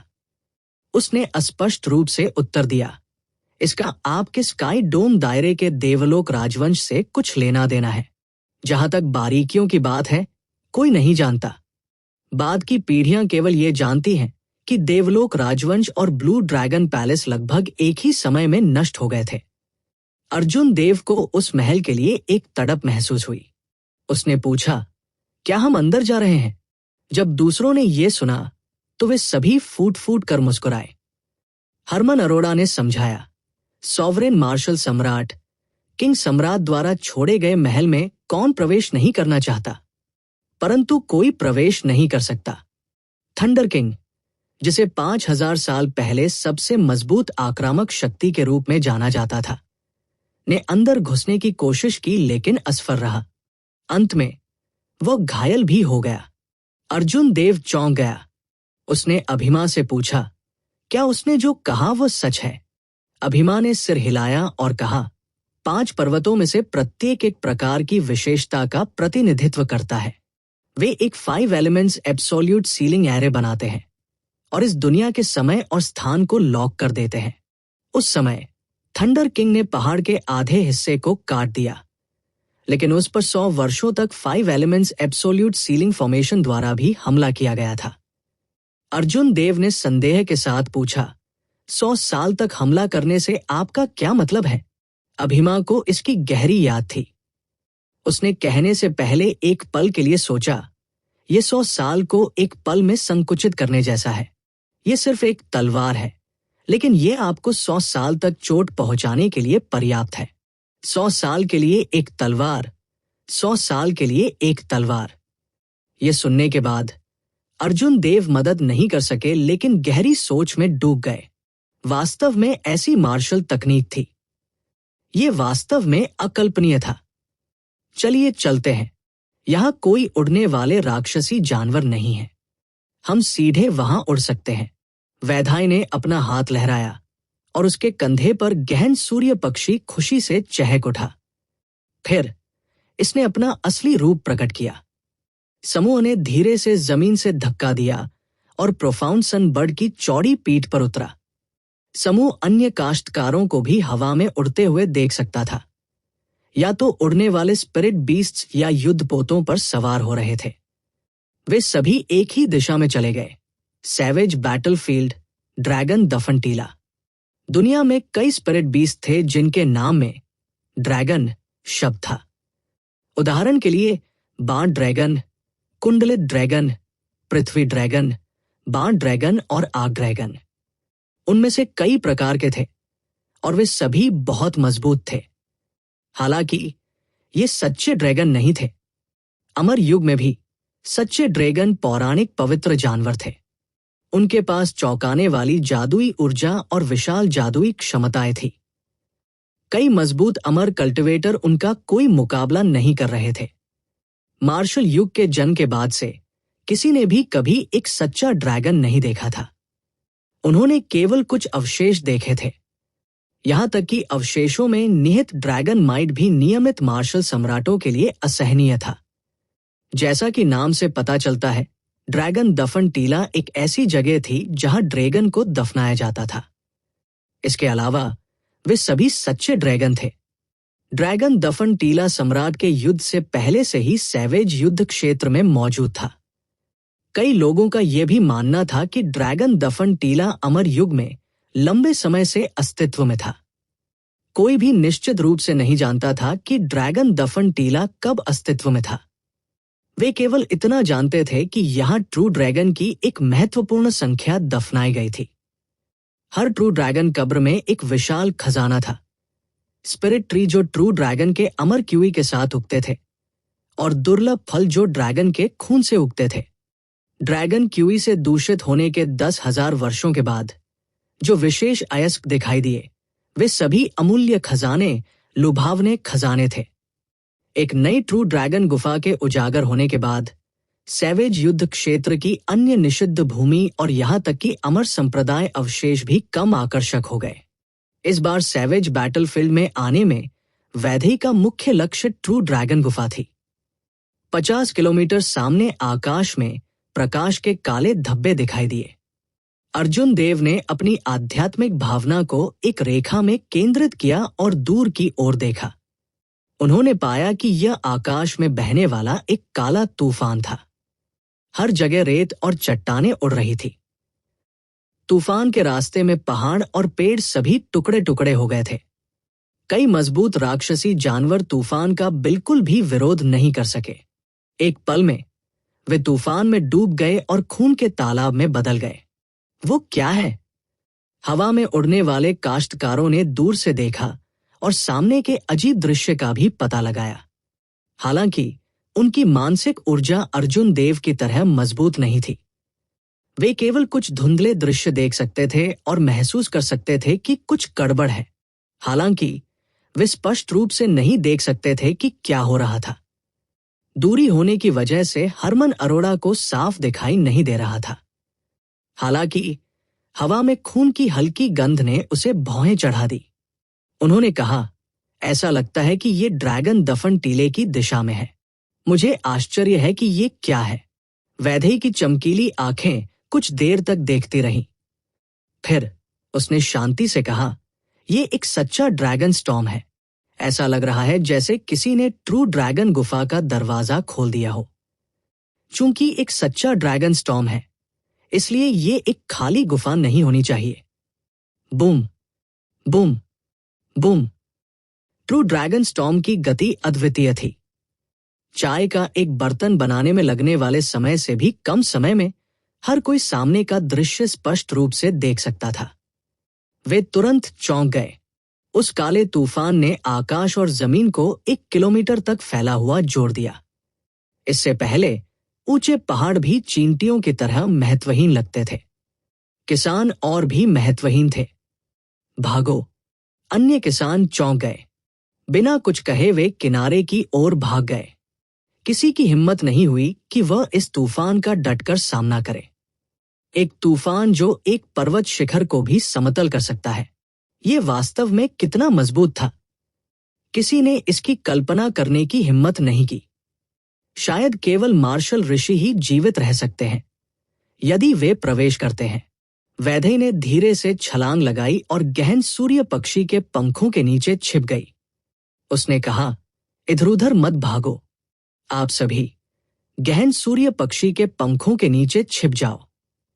ये हमारे लिए दूसरों से पहले ट्रू ड्रैगन गुफा तक पहुंचने का एक अवसर है। तूफान सिर्फ 10 किलोमीटर दूर था। जैसे ही तेज हवा चली, कपड़े शोर से फड़फड़ाने लगे, जिससे उन्हें ऐसा लगा जैसे वे उड़ जाएंगे। समूह ने लापरवाह होने की हिम्मत नहीं की। उन्होंने कुछ कठिनाई से गहन सूर्य पक्षी के पंखों के नीचे छलांग लगाई और अपने दाहिने हाथों से उसके पंखों पर हरे पंखों को पकड़ लिया। अर्जुन देव, चहल और अंजलि बाएं पंख के पीछे छिप गए। अन्य 3 दाहिने पंख के नीचे छिप गए। एक तेज हवा चली और एक विशाल बल उड़ गया। गहन सूर्य पक्षी का विशाल शरीर थोड़ा कांपने लगा। हवा चाकू की तरह थी, जिससे समूह के लिए अपनी आंखें खुली रखना मुश्किल हो गया था। वे गहन सूर्य पक्षी के पंखों के किनारे के करीब फंस गए। किसी ने लापरवाही बरतने की हिम्मत नहीं की। यदि वे हवा से बाहर निकल जाते हैं, तो सबसे अधिक संभावना है कि वे मर जाएंगे। वैधाय सामने तूफान को घूरने लगा। जैसे ही तूफान आने वाला था, उसने जल्दी से प्रोफाउंड सन बर्ड को एक आदेश दिया। गहन सूर्य पक्षी के चौड़े पंख धीरे धीरे बंद हो गए। उसका पूरा शरीर तूफान को भेदने वाली तेज तलवार की तरह था। हालांकि जैसे ही गहन सूर्य पक्षी के पंख पूरी तरह से बंद होने वाले थे, चहल ने क्रूरता से अर्जुन देव पर एक हथेली का प्रहार किया। जब तूफान आया, तो पहले से ही इसे रोकना मुश्किल था। किसी भी क्षण बाहर निकाले जाने का खतरा था। चहल की हथेली की चोट ने आग में घी डालने का काम किया, जिससे अर्जुन देव तुरंत उड़ गए। तूफान से चूषण बल के पास आश्चर्य का रोना छोड़ने का समय भी नहीं था। इससे पहले कि उसे चूसा गया और तेज हवा के साथ हवा में ऊंचा फेंक दिया गया। सब कुछ बहुत जल्दी हुआ। दूसरों ने इस पर बिल्कुल भी ध्यान नहीं दिया। चहल बेरहमी से मुस्कुराया। फिर उन्होंने उत्सुकता से कहा, junior sister Anjali, junior brother Arjun Dev उड़ गए। अंजलि के हाव भाव ठिठक गए। दरअसल उन्हें पता चला कि अर्जुन देव गायब हो गए हैं। वो घबरा गई और तुरंत वैधाय को सूचित करने के लिए चिल्लाई, हिलना मत। मैं समझ गया। गहन सूर्य पक्षी के पंख पहले से ही पूरी तरह से बंद थे। वैधाय ने बैंगनी प्रकाश की किरण में मुड़ने और अर्जुन देव की ओर उड़ने से पहले आदेश दिया। ट्रू ड्रैगन स्टॉर्म में ड्रैगन फोर्स शामिल थी। इसने जो बल निकाला वह भयानक रूप से मजबूत था। तूफान के भीतर अर्जुन देव लकड़ी के टुकड़े की तरह थे। वह जल्दी से ऊपर और नीचे तैरता रहा, एक मृत वस्तु की तरह ऊपर नीचे उछलता रहा। अर्जुन देव के शरीर में सत्यसार ऊर्जा और उनकी सभी क्षमताएं ऐसी शक्ति के सामने बेकार थी। उसके पास उनका उपयोग करने का कोई मौका नहीं था। हवा चाकू की तरह थी, जो अर्जुन देव के शरीर को कटने और चोटों से ढक रही थी। वह चक्कर और हल्के फुल्के महसूस करते हुए ऊपर और नीचे गिरता रहा। अर्जुन देव को शारीरिक और मानसिक दोनों तरह की प्रताड़ना का सामना करना पड़ा। उसे लगा कि वह किसी भी क्षण मर जाएगा। हवा ने अर्जुन देव की दृष्टि को धुंधला कर दिया। जैसे ही वह होश खोने वाला था, उसने अस्पष्ट रूप से एक बैंगनी आकृति को अपना नाम पुकारते हुए सुना। इस आकृति ने ट्रू ड्रैगन स्टॉर्म में अपनी जान जोखिम में डाल दी, क्रूरता से आगे बढ़ रहा था। अर्जुन देव के करीब जाने की कोशिश कर रहा था। उसे तूफान के भंवर से बाहर निकालने की कोशिश कर रहा था। ऐसा लग रहा था कि उसने खुद इसके करीब पहुंचने के लिए कुछ प्रयास किए हैं, लेकिन हर बार आखिरी समय में बहुत देर हो चुकी थी। हालांकि हर बार जब तूफान बढ़ता था तो ये अर्जुन देव को पीछे खींच लेता था। उसके सभी प्रयास व्यर्थ होंगे, सफल होने में असमर्थ होंगे। अर्जुन देव को नहीं पता था कि उसके बाद क्या हुआ। वह बस बेहोश हो गया और होश खो बैठा। अर्जुन देव को सिर में दर्द हो रहा था और उनका मुंह सूख गया था। उसने अपनी आंखें खोलने की कोशिश की, लेकिन यह अविश्वसनीय रूप से कठिन था। उसकी पलकें भारी पहाड़ों की तरह लग रही थी, जो खुलने में असमर्थ थी। जब अर्जुन देव ने अपनी बाहों को हिलाने की कोशिश की तो उन्हें तीव्र दर्द महसूस हुआ। उसके होंठ फड़क गए। काफी मेहनत करने के बाद आखिरकार अर्जुन देव ने अपनी आंखें खोली। उसकी दृष्टि में अंधेरा आकाश दिखाई दिया। उसने अभी तक सैवेज युद्ध क्षेत्र नहीं छोड़ा था। अर्जुन देव ने उठने के लिए संघर्ष किया। फिर वो बैठ गया और अपनी चोटों की जांच की। अलग अलग गहराई के घावों ने उसके शरीर को ढक दिया, खून से सना हुआ।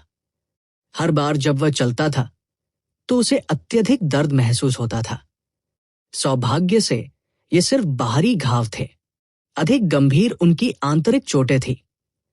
जब अर्जुन देव बेहोश थे, तूफान में निहित ड्रैगन फोर्स उनके आंतरिक अंगों और मेरिडियन के माध्यम से बढ़ गई।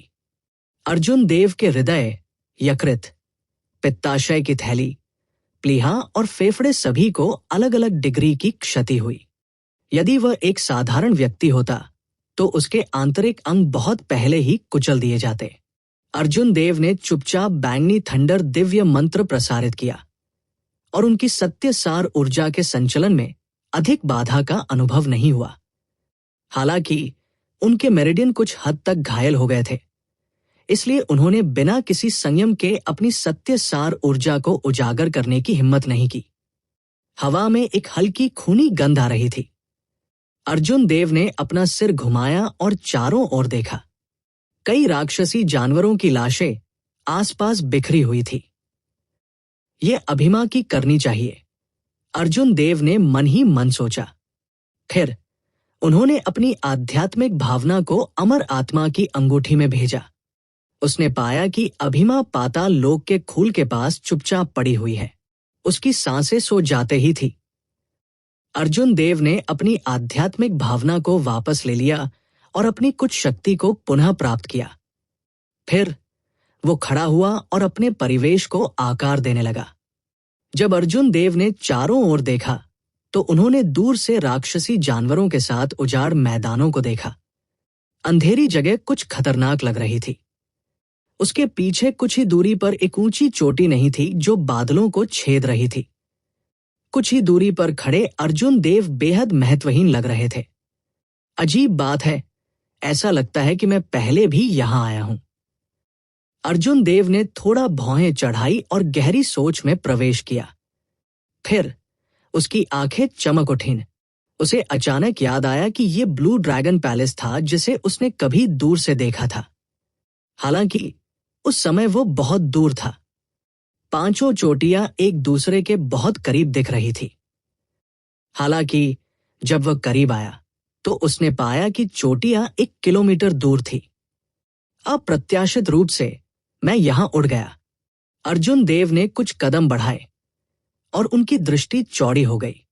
जब उसने 5 चोटियों से घिरा नीला महल देखा तो उसने एक कड़वी मुस्कान प्रकट की। अचानक अर्जुन देव ने चहल का नाम याद किया और उसके हाव भाव फिर से उदास हो गए। ड्रैगन एनर्जी वाला तूफान आश्चर्यजनक रूप से शक्तिशाली था। यदि अर्जुन देव के मजबूत भौतिक शरीर के लिए अपने रक्त, त्वचा और मेरिडियन को परिष्कृत करने के बाद वह तूफान से बचने में सक्षम नहीं होते, जैसे ही उसे उड़ा दिया गया होता उसका शरीर टुकड़े टुकड़े हो जाता, यहां तक कि एक लाश भी नहीं छोड़ती। हालांकि अर्जुन देव जानते थे कि चहल उन्हें पसंद नहीं करते हैं और उनके बीच दरार है, उन्होंने कभी नहीं सोचा था कि चहल इतना घृणित होगा कि जब वे एक ही टीम में थे तो उनके खिलाफ साजिश रच सकते थे। हालांकि ये भी ठीक है, टीम की ताकत संतुलित नहीं है और कई प्रतिबंध हैं। मानचित्र की मदद से अकेले सैवेज युद्ध क्षेत्र में प्रवेश करना मेरे लिए कोई बुरी बात नहीं हो सकती है। अर्जुन देव ने मन ही मन सोचा और उसने जंगली युद्ध क्षेत्र के नक्शे वाले ब्रोकेड बॉक्स को बाहर निकाला। मानचित्र में कुछ विस्तृत त्रिआयामी चित्र थे, जिससे अर्जुन देव निषिद्ध भूमि के विभिन्न मार्गों से परिचित हो सके। कई छोटे रास्ते जिनके बारे में कोई नहीं जानता था, उन्हें निषिद्ध भूमि तक आसानी से पहुंचने की अनुमति दे सकते थे। इसके अलावा हर निषिद्ध भूमि के लिए मानचित्र पर लाल बिंदु थे। किसी की दृष्टि की गहराई के आधार पर अर्जुन देव ये निर्धारित कर सकते थे कि वह किस निषिद्ध भूमि में प्रवेश कर सकते हैं और कौन सी निषिद्ध भूमि में नहीं। अब सबसे महत्वपूर्ण बात यह थी कि वह अपनी चोटों से उबरने के लिए था, अन्यथा सब कुछ व्यर्थ हो जाता। दहाड़! अचानक पीछे से एक दहाड़ आई। अर्जुन देव ने मुड़कर देखा और देखा कि 10 मीटर लंबा लाल रंग का खून राक्षसी वानर उन पर हमला कर रहा है। स्कारलेट ब्लड डेमोनिक ऐप बता सकता था कि अर्जुन देव गंभीर रूप से घायल हो गया था और उसे हिलने डुलने में मुश्किल हो रही थी। ये चोटी रैंक 7 राक्षसी जानवर स्कारलेट ब्लड डेमोनिक ऐप ने चार्ज किए पर रोक नहीं लगाई। अर्जुन देव कुछ कदम पीछे हट गए। अब जब उसके आंतरिक अंग क्षतिग्रस्त हो गए थे तो वह जल्दबाजी में हिल नहीं सकता था, अन्यथा वह और भी अधिक घायल हो जाएगा और ठीक होना और भी कठिन होगा। हालांकि यह केवल एक शिखर टियर 7 राक्षसी जानवर था, इसलिए उसे इसके लिए चीजों को कठिन बनाने की कोई आवश्यकता नहीं थी। उसके हाथ की एक लहर के साथ उसकी हथेली पर एक मूर्ति दिखाई दी। जीवन प्रदान मंत्र। गोल्डन सैवेज बुल का पहाड़ जैसा शरीर अचानक प्रकट हुआ। इसके सुनहरे खुर उछलने और स्कारलेट ब्लड डेमोनिक ऐप पर एक भारी किक मारने से पहले लंबवत झुक गए। अर्जुन देव की वाइटल क्यूई 1000 टन बल के साथ फट गई। लात ने उसे वापस लुढ़क दिया, जिससे वो दर्द से चिल्लाने लगा। उसने गोल्डन सैवेज ऑक्स की ओर देखा, जो अचानक डरावनी रूप में प्रकट हुआ। अब अर्जुन क्यूई के साथ ऊपर उठता है। वह क्यूई के साथ ऊपर और ऊपर उठा और ऊपर। चेन। मैं अभी भी इसे 5 या 6 बार और उपयोग कर सकता हूं। हालांकि यह मेरे लिए पूरी तरह से ठीक होने के लिए पर्याप्त होना चाहिए। लाइव बेस्टोवाल स्पेल को हुए नुकसान की जांच करने के बाद अर्जुन देव ने खुद से बुदबुदाया। फिर वो पालथी मारकर बैठ गया और अपनी आंतरिक चोटों का इलाज शुरू कर दिया। अब जब अर्जुन देव का भौतिक शरीर रैंक एक ऋषि शरीर के करीब था, तो उनकी वसूली और बचाव कुछ ऐसा नहीं था जिसकी तुलना एक नियमित मार्शल सम्राट कर सकता था। यह कहा जा सकता है कि भौतिक शरीर में 7 दिग्गजों की उपलब्धियां भी अर्जुन देव की तुलना में बहुत कम थी। अगर वे अर्जुन देव के स्थान पर होते तो वे इतनी गंभीर चोटों के बाद अर्जुन देव की तरह तेजी से ठीक नहीं हो पाते। समय बीतता गया। 3 दिन बाद अर्जुन देव की गंभीर आंतरिक चोटें ज्यादातर ठीक हो गई, जिससे अब उनकी युद्ध क्षमता पर कोई असर नहीं पड़ा। किसी को विश्वास नहीं होगा कि अर्जुन देव 3 दिनों में ट्रू ड्रैगन स्टॉर्म से उबर गए हैं। हालांकि वास्तव में यदि राक्षसी जानवर समय समय पर अर्जुन देव को परेशान नहीं करते हैं, उन्हें उनका पीछा करने के लिए जीवन बेस्टोवाल मंत्र का उपयोग करने के लिए मजबूर करते हैं, तो समय बहुत कम होता। अर्जुन देव ने अपने शरीर को फैलाया और सर्वोत्कृष्टता उनके शरीर में स्वतंत्र रूप से प्रवाहित हुई। जब उन्होंने बढ़ती ऊर्जा को महसूस किया, तो अर्जुन देव के चेहरे पर एक मुस्कान दिखाई दी।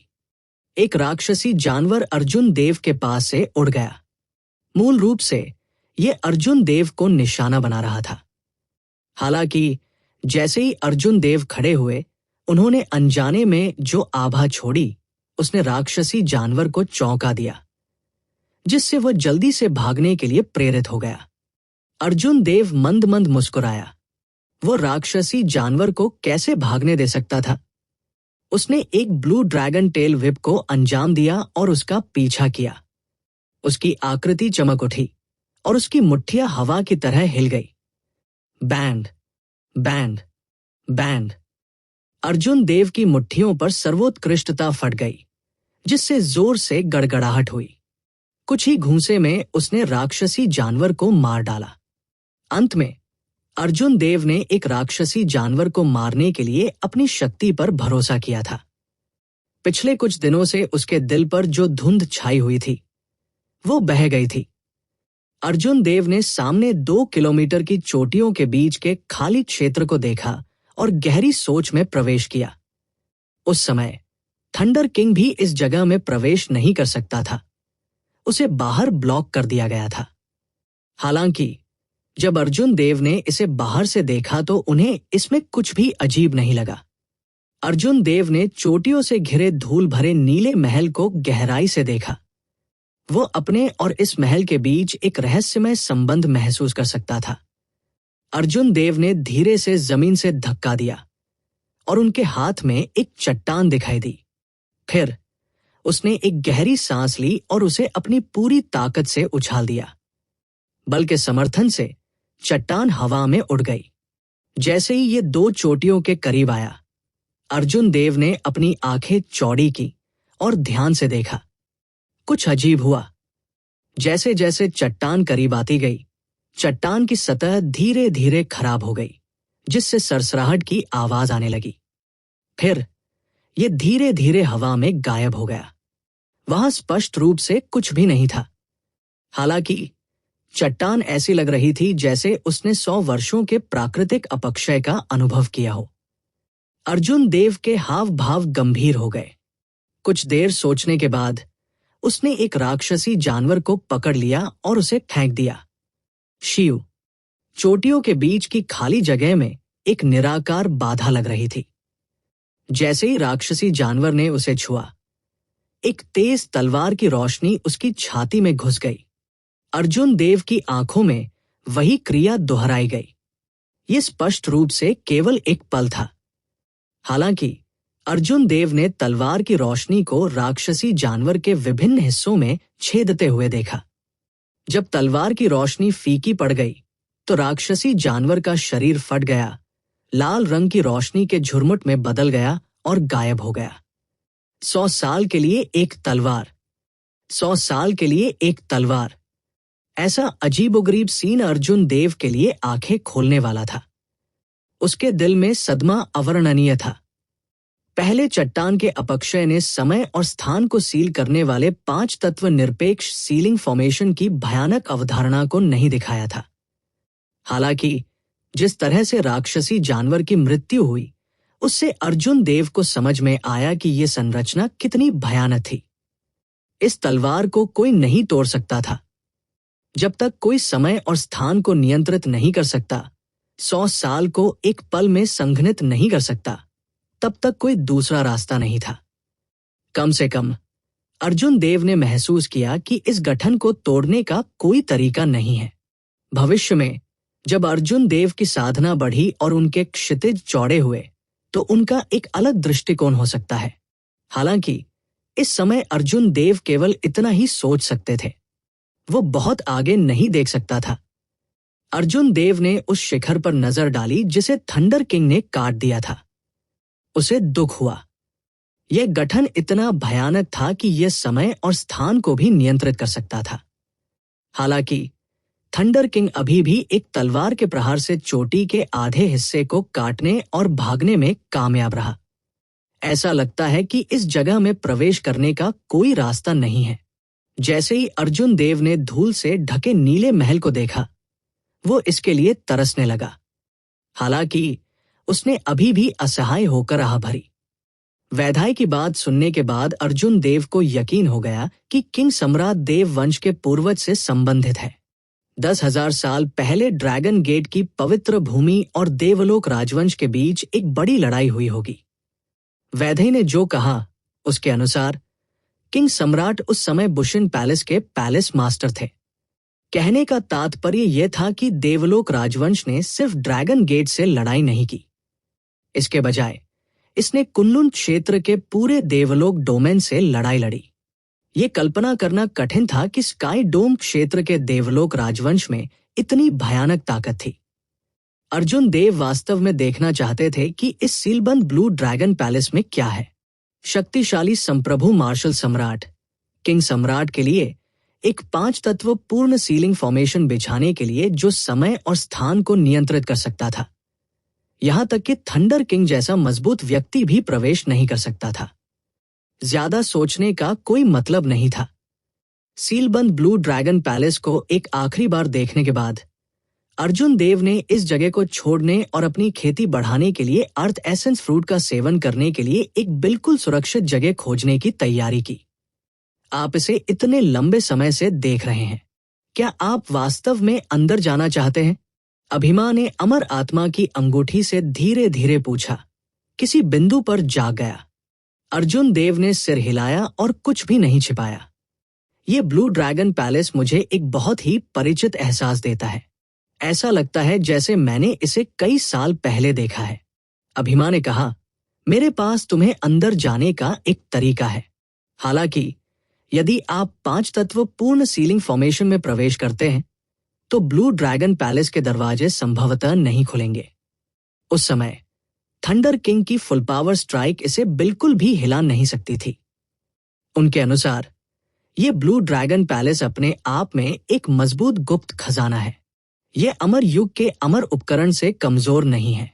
अर्जुन देव ने बाद वाले भाग पर ध्यान नहीं दिया। उन्होंने केवल पहले भाग पर ध्यान दिया। हर्षित होकर उसने कहा, छोटी अभिमा, क्या तुम्हारे पास सचमुच कोई रास्ता है? अर्जुन देव को उससे सवाल करते हुए देखकर उसके प्रति अपना स्पष्ट अविश्वास व्यक्त करते हुए अभिमा ने बड़बड़ाया, ये आप पर निर्भर है कि आप इस पर विश्वास करते हैं या नहीं।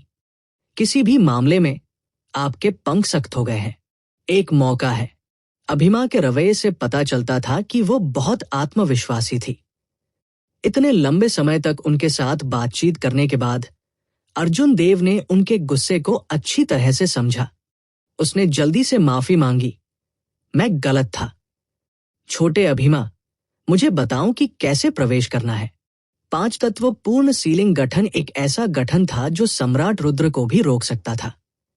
यदि अर्जुन देव, एक महत्वहीन मिडिल ग्रेड मार्शल सम्राट, प्रवेश कर सकता है तो ये पूरे कुनलुन क्षेत्र को हिला देगा।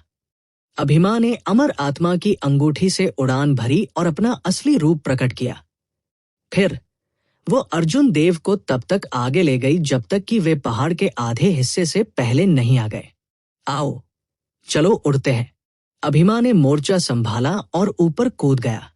उसका उत्तम फिगर, उसकी ठंडी लड़कियों जैसी उपस्थिति के साथ मिलकर अभिमा को पहले की तरह आकर्षक बना दिया। ये देखकर कि अभिमा ने बिना किसी खतरे के मंच पर छलांग लगा दी है, अर्जुन देव की आकृति चमक उठी। कुछ ही सांसों में वो अभिमान के पास उतरा। जब अर्जुन देव वहां खड़े होकर सामने की ओर देखते थे तो उन्हें ब्लू ड्रैगन पैलेस और भी स्पष्ट रूप से दिखाई दे रहा था। अर्जुन देव के दिल में रहस्यमय धड़कन तेज हो गई। वह चाहता था कि वह तुरंत नीचे कूद सके और महल के तल पर नीले दरवाजों को धक्का देकर खोल सके। अरे, तुम क्या कर रहे हो? मत जाओ। अचानक अभिमा बोल पड़ी और अर्जुन देव को पकड़ लिया। तभी अर्जुन देव को एहसास हुआ कि उन्होंने अनजाने में हवा में आधा कदम रख लिया है। इससे अर्जुन देव चौंक गए और उन्होंने जल्दी से अपना पैर पीछे खींच लिया। उसे एक डर महसूस हुआ। यदि उसने गठन को ट्रिगर किया होता तो वह नौजीवन होने पर भी जीवित नहीं रह पाता। अर्जुन देव ने कहा, बहुत धन्यवाद। अभिमा ने गंभीरता से कहा, ध्यान और ध्यान दो। हालांकि थंडर किंग ने कुछ संरचनाओं को नष्ट कर दिया, लेकिन रेखाएं और दांव क्षतिग्रस्त नहीं है।